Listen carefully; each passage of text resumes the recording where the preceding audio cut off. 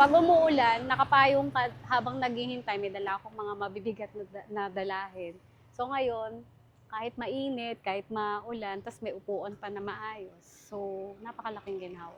Nakikita ko na mas maganda ngayon kasi yung safety, yung safety ng mga estudyante is na-improve. Katulad ng mga to, dati alam ko wala to eh, yung mga buyer na yan. Dati wala yan. Tapos mayroong charging port. So malaking bagay yun kasi kailangan nilang, lalo ng mga estudyante, kailangan nila ng communication. May magagamit sila kahit nasa labas sila ng school. Sa akin lang, mas okay kasi, kunyari, pag malakas yung ulan, pag may hinihintay sila, mag-aabang na lang dito. Kunyari, katulad ko, parents, naghihintay din dito. May mauupuan kami, komportable kami. Hindi katulad dati na mag-aabang kami sa gate, at least may masisilungan kami.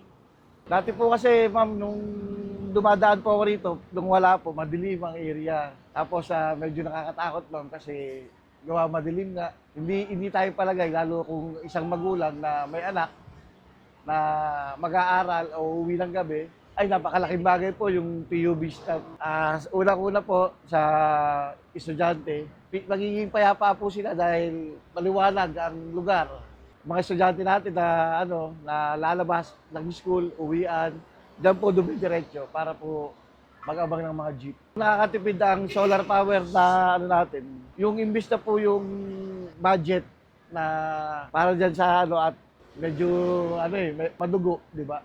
Kasi araw-araw. Kung solar power po na ginawa ng LGU po, ang laking tipid po.